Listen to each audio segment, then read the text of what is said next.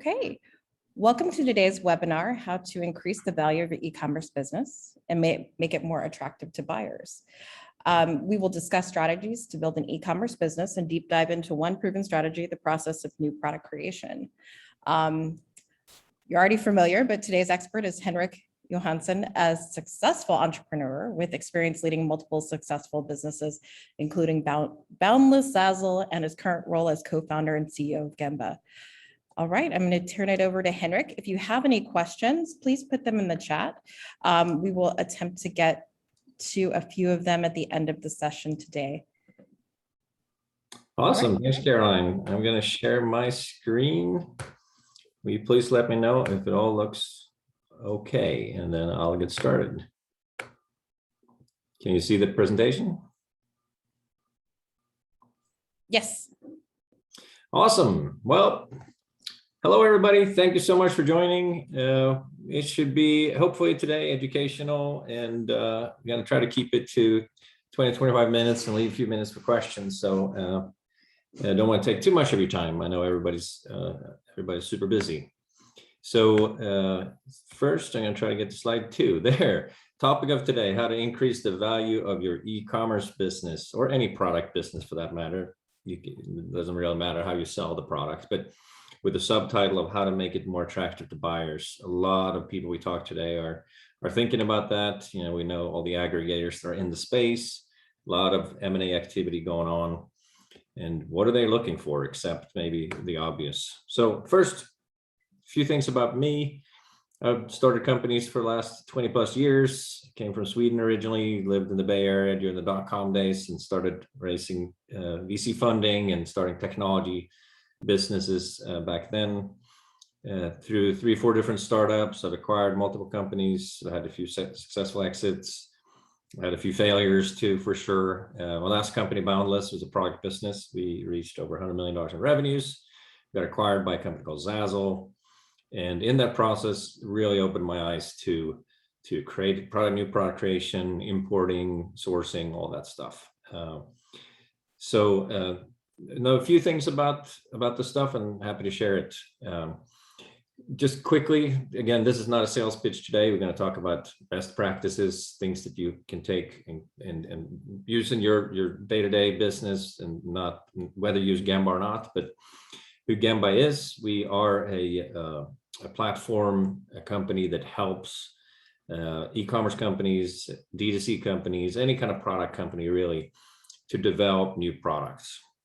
We can go all the way from A to Z, help research opportunities, help create the product designs, do sourcing, and help with manufacturing, or you can do a la carte too. We've done a lot of work in the FBA space, but we also do more and more work with big and small companies, any kind of company that's creating new product. We just recently raised an $11 million fund, Series A round of funding. And we're applying that money to grow our business and build a platform that companies like yours can benefit from and make it easier to create new products. So what we're going to cover today, rather than going through a bunch of theory, I'm going to tell you a story of 2 different companies that on the surface look very similar, but if you look at it from an acquirer's point of view, they're actually quite different. Doesn't mean that one is right or one is wrong, but want to highlight some of the differences that acquirers tend to look at. And then, what are the strategies behind building those type of companies, and some of the pros and cons. And then finally, kind of asking you a question: what business are you building, and discuss how do you bring successful new products to market. Right. So that should be the meat of the presentation, but. Let's get going. Hopefully that sounds good. How new product creation increases company valuation. What acquirers look for in business, and you should do too. Even if you're not trying to sell your business right now, value is, means you're generating more profits, you're generating more revenues. So here's the story about the 2 companies. At the surface, looking very similar. Let's say it's 2 FBA businesses. They both sell on Amazon. Doesn't really matter, but just to make them similar. They could be selling Shopify, they could be selling anywhere, but just assume that they have the same characteristics, They each have 5 different products that they're selling. They each are $25 average price point. They both do a pretty good job at sourcing. So they're $8 COGS, gross margins of close to 70%. They both sell 25, have 25 sales per month per product, which if you add it all up, generate almost $100,000 in revenue per month. And, as a result, they're $1 million plus companies. So far, exactly the same, right? So you'd think that an acquirer would look at them and value them the same. Well, wait a minute, not so fast. So looking at the last 3 bullets here, company A have an unrelated set of products. It could be, they have some sunglasses, and then they have a backpack, and then they have a spatula and a bird cage or something like that. So it's random products, not in the same category, not connected through category, and they don't have a common brand either. However, company B instead have all products in the same category. Let's say that it's a yoga brand, or maybe an outdoors hunter brand, and every product is in that same category. And furthermore, let's pretend that they're all have some uniqueness to it. They have been customized to some extent. So this company B is actually the only company that sells that specific product. So there's some customization to it, and they're all under the same brand, right? They're under Yoga Incorporated or whatever. So, think about that for a second. If you're the acquirer, if you're going to buy a business, even though the sales, the revenues, profits look largely the same, which one do you think is more attractive? Well, let me give you a little bit of a cheat sheet here. These are some of the things that acquirers are looking for. And of course, this is beyond the obvious: sales, profits, ratings, reviews, and rank, assuming all other things are equal, right? First, product moats. That's something that's important to an acquirer. Why? Well, because they want to make sure that you're not going to have 10 new competitors tomorrow, or that you're not going to be competing with the Chinese factory or whatever the factory might be tomorrow, selling exactly the same product as you do. So if you have some differentiation in the product, ideally a brand, perfect if you have a design patent or any kind of patent. If you look at company A, they do not have any of those. Company B have all of those. Next thing, product extension. Why is this important? Well, the acquirer that buy your business, they're not going to just look at for how profitable is it today. What they really care about, right, is how profitable is it in the future. So they want to launch additional products. They want to maximize CLTV, customer lifetime value. So they want to be able to acquire a customer once, right, this hunter guy or the yoga person, and then sell them multiple products over time. That makes the math much better, right? Versus if you have to market to every customer and sell them one product. If you can sell multiple products to the same customer, huge benefit. Finally, the acquirers, they got a lot going on, and they are bringing in a lot of new businesses, and they want to really make operations easy. I've seen acquirers buy companies and only to shut down about half of the products that they acquired, just close them down, because it's just too much work. It's not, there may be $100 million business or more, and they just don't care about product lines that don't have the opportunity to grow to a certain amount. So a focused product line is really valuable to them, particularly if you can have those products, and even multiple products, come from the same supplier or the same group of suppliers. Why? Because it makes it easier for them to digest this new business and then leverage the existing resources and reduce the operational overhead. So again, we're looking at company A, company B. Company A doesn't really have that, doesn't make it easy to consolidate because there's all different product, different categories. Company B has it all. So those are the 3 main points, right? What acquirers are looking for. Here's a quickly go through this. Few more things to mention. Consolidate marketing. Again, to the theme, they want to make their life easy. Can they market to one customer and sell them multiple products?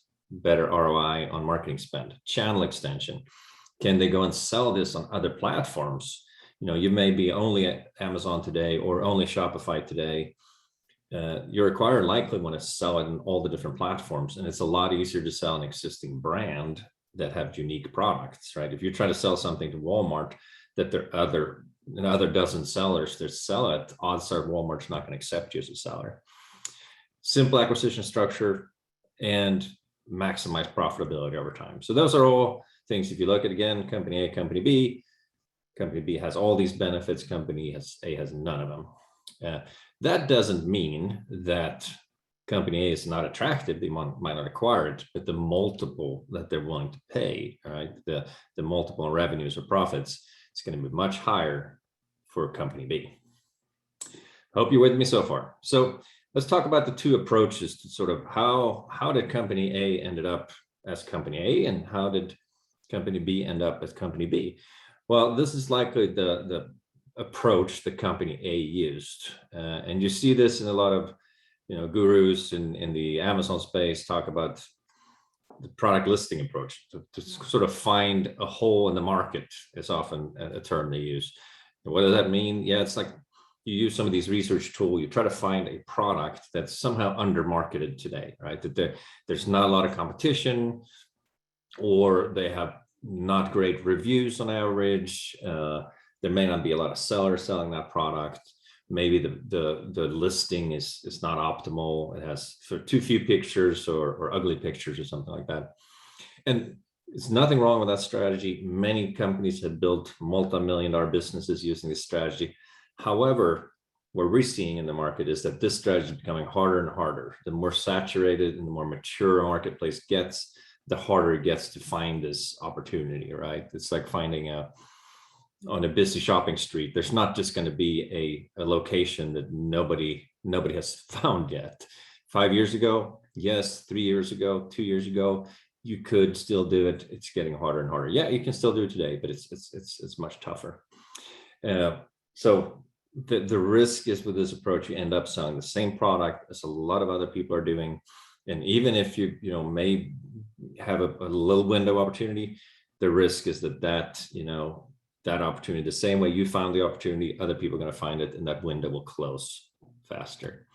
So the other approach that we prescribe, and it's not just us, by the way, but a lot of smart folks are suggesting this, that rather than going after random products, right, start with identifying a target customer and define that person as much as you can in detail, right?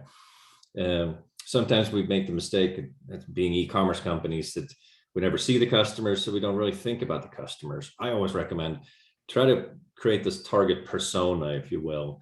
And it could be yourself, or it could be your spouse or your kids or your uncle, somebody that is a potential customer for the product you're creating, right? And then go interview them, talk to them, make sure you understand what they like, what they don't like, talk about products that you're considering, and get their feedback, because they'll tell you. And suddenly you're starting to create a much better, much more vivid picture of your end customer. And then you can still use the industry tool to do research, but now you're doing it within the specific segment. And then identify multiple products that customer might buy, like we talked about the yoga practitioner, or the outdoors man or outdoors woman, whatever it might be. Create that persona, identify multiple products that they might buy or they're already buying, and then figure out the best opportunity and create that product. Start with that product, and then continue to add new products as you find success in that market. I hope you're with me. I hope you see the different two approaches and how they end up with different outcomes. One company A, the other one company B. Of course, as I said, there's not one right approach. There are potentially many. Pros with the company A approach of buying something that already exists, it's fast, right? There's not a lot of investment. You can find a factory that's already selling it. You don't have to go through a bunch of hoopla to redesign it or change it. And the risk is relatively low because they've already manufactured this specific product. On the other hand, the custom product, then it's more complex. You have to actually come up with a design. And if the design is significantly different, you have to come up with molds, toolings. That adds cost up front. So custom products, while there's a lot of things that are attractive by custom products.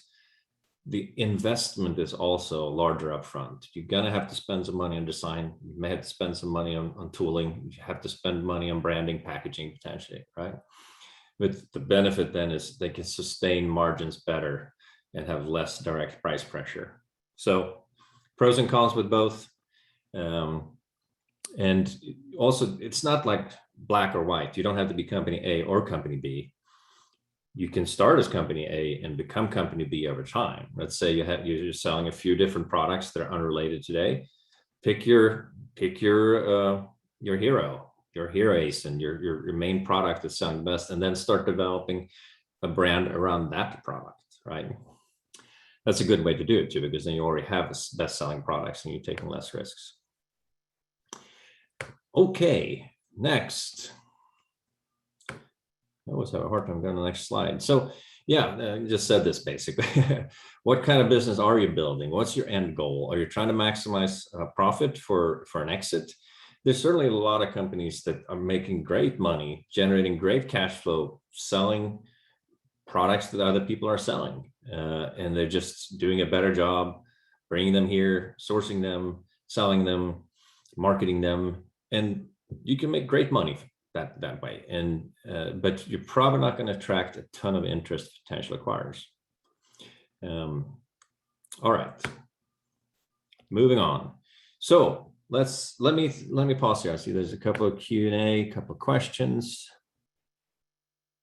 Somebody asked if they were to hire Gembah to do design, prototyping, etc. Can you put them in contact with distributors? The short answer is unfortunately no. Right now, we do not help companies sell the product or distribute the products. We can certainly provide advice around where to go, and we have connections with a lot of those folks. But it's not a service that we provide for a fee, basically. Another question: what's Henrik's opinion on protecting your invention with a patent? This, we could have a whole session on patents. I'll just cover it really in a short way. There's two types of patents, predominantly utility patents, design patents. Utility patents typically takes tens of thousands of dollars to create and to get approved, which is probably longer than the duration of your product or the shelf life of your product. So we recommend, if you have a sufficiently different design, you can get a design patent. It's less costly and more differentiated. And Amazon actually recognizes design patents. If somebody copycats you after you have a design patent, you can potentially get Amazon to shut them down. Yeah, and the last one is the best way to find potential buyers for your e-com business, if there's agencies or approaches that you would recommend. Yes, let's cover that at the end. There are quite a few folks out there right now, but Carolyn, if you could remind me when we get in the QA session, let's talk more about that. Sure. Okay, I want to make sure we get through this before our time's up. The 5 steps that we've seen bring success in new product creation. 1, focus. Identify your target customer. Always recommend that. We talked about it a little bit already. Research. Don't just assume that everybody's going to love your product. I hope they will, but don't just assume it. Do every kind of research you can, because even if you spend a few bucks on doing research, that's going to be a lot less expensive than if you find out once you have a container full of products that, oh no, somebody's already selling exactly these at a lower price, or like, nobody cares about fidget spinners anymore. Design, it's really important you do it right. If you decide to go down the path of custom products, you have to do design right, or your factory's not going to know how to make it. Sourcing, manufacturing, you're familiar with those concepts. We'll talk a little bit more about them in the light of new product creation. First, we talked about this. I really love picking a person, right? A persona, and identify multiple products that customer is already buying. And I think that's an important distinction. Already buying, and you can use the research tools to see what are yoga practitioners already buying, what are outdoors folks already buying, because then you can take that product and tweak it, do an incremental improvement, versus if you're just assuming that outdoorsman's going to love to have a battery driven fan with them. if nobody's buying that today, odds are outdoorsy people really don't want to buy that kind of a fan, battery powered fan. But you get my point. Do the research, figure out what they're already buying, and target a specific type of customers. Then research. You're probably familiar with some of the research tools out there. Helium 10 is a partners of ours. Jungle Scout, it's a great company here in Austin too. Zonguru are partners of ours. There's several others. I recommend that a lot of them have a free, you can get a free trial. They're pretty complex, but I would always recommend at least use one of these research tools to research your market, figure out how competitive is it. Other really well-funded companies already selling this product, and you can use these resources to figure out, how much do you probably need to spend on marketing to show up on page 1 on Amazon or, in some other marketplace. And if that's not your thing, you can always hire experts. It's another service that Gembah offers. If you want to hire an expert that can help you use these tools and assess if this is a good opportunity or not, we can do that for a few $100. And I would argue that's money well spent, because you could avoid mistakes, you can identify tweaks that you can make of the product to make it a bestseller. And then the qualitative research, as I talked about, go talk to people. Don't be shy about reaching out to folks. Go to Steve Bluestein was on, he's a Shark Tank winner and one of my co-founders. He was on the call last night, and he said he was selling pet products. He used to go to Petco. He brought his product in there and walked around and talked to customers in the aisles, literally, right?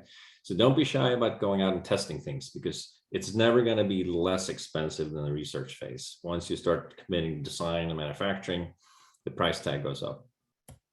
I hope that makes sense. Design, this is one of our areas of expertise.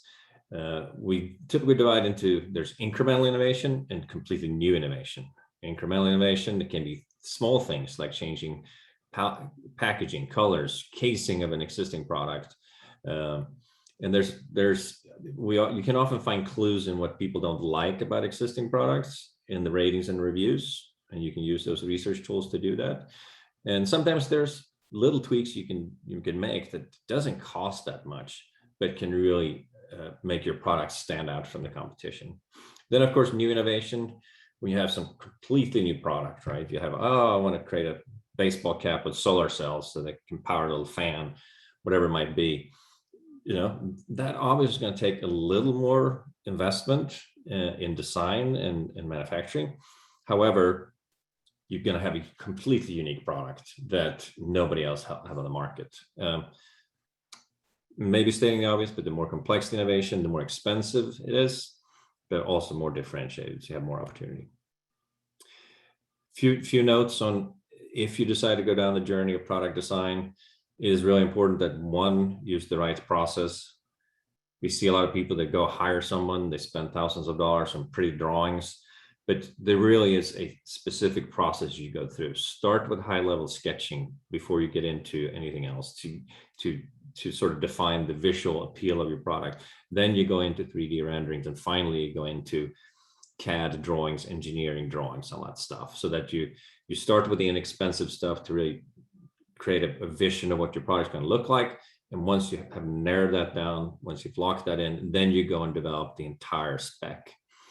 The right team is another thing that people often miss, right? If you're developing anything with moving parts, you're going to need a mechanical engineers. If you are creating any product that have electronics in it, batteries, anything like that, you're going to need an electrical engineer to create that spec, right? Your industrial designer may be the best industrial designer in the world, but they're not experts in mechanical or electrical engineering. So putting together the right process with the right team will ensure you get the right deliverables.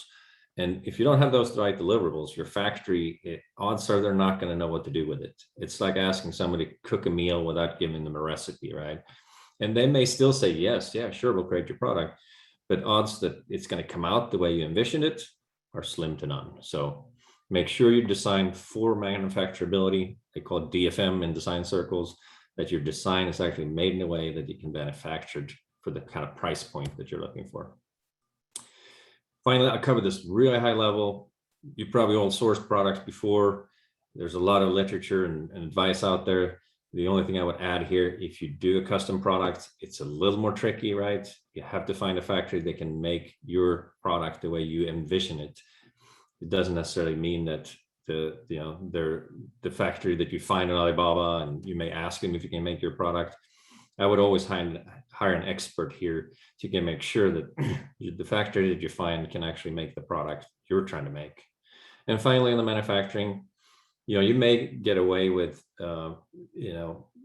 if you're ordering a product that's in an existing catalog, an existing factory catalog, they've already made it before, I would still recommend QC. But if you're making a product that's new, that's never been made before, you absolutely have to have QC.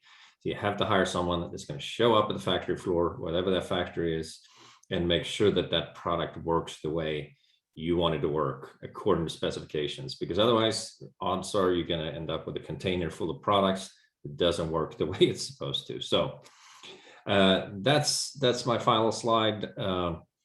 What business are you building? You can build a great business, you can sell business either way. We tend to be fans of entrepreneurs that create their own products, because I think you have bigger potential, you have much higher upside. And who knows, you may create a brand that eventually sells at Target or Walmart or Nordstrom. We have customers like that.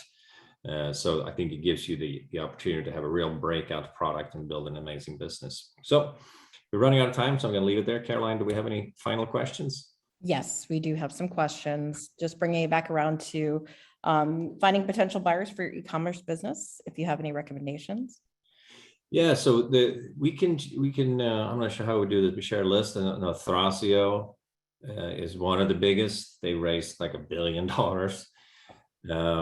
And you have Elevate Brands, just raised a couple of $100 million. They're locally in Austin.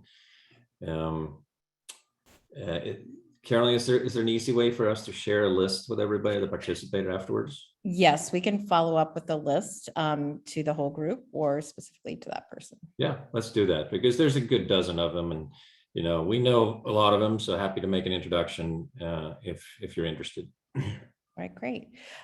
With a new innovative product, what is your suggestion? Sell, license, or create a company and sell it myself?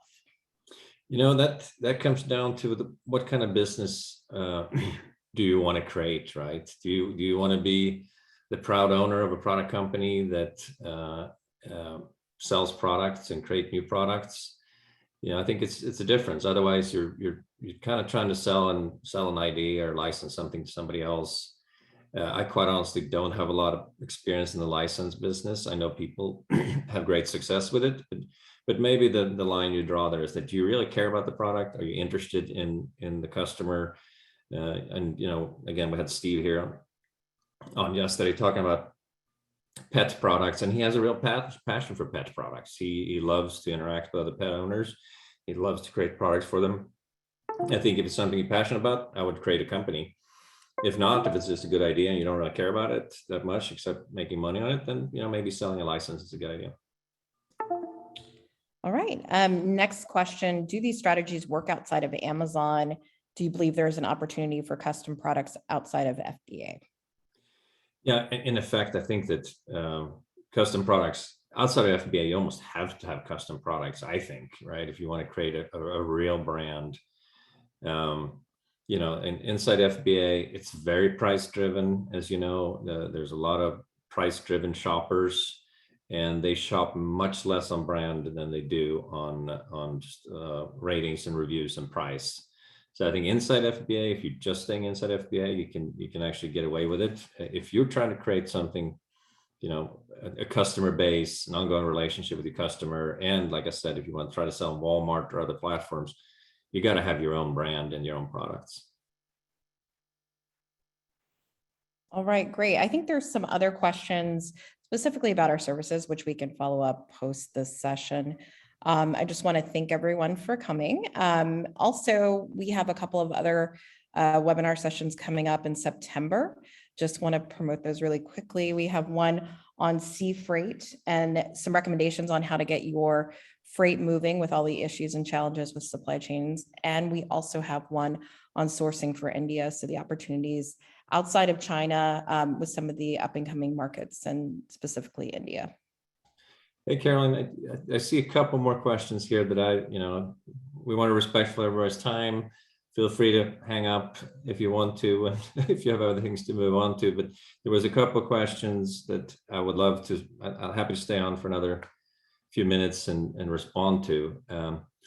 Andy asked, why should I use Gembah instead of working with a sourcing agent? Some sourcing agents are great. A lot of them are not so great. And I think the biggest difference is you rarely get complete transparency, right? The sourcing agent places themselves between you and the factory, and they will only make money if they continue to be in between you. Often you don't know how much the sourcing agent is marking up the price from the factory. Gembah is completely 100% transparent. We will show you the quote from the factory, and that is the price you will pay. We instead pay a monthly fee for using our platform and using our services. If you at any time want to cancel that and work directly with the factory, you're free to do so. Robin asked, how important are design patents if we already own the utility patent? Great question. First, congrats on getting utility patent. I know there's a lot of work behind that. If you're selling on Amazon and you have the opportunity to get design patents, I would do so, because it's a much lower investment. You can get it a lot faster.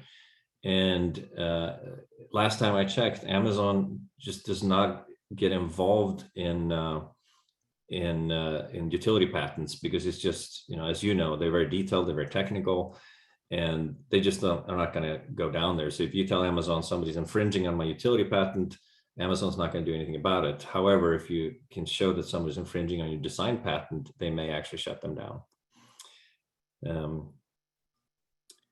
Let me see. Emily asked, can I pick and choose what services I need? Can I hire only to do design? Yes, absolutely. And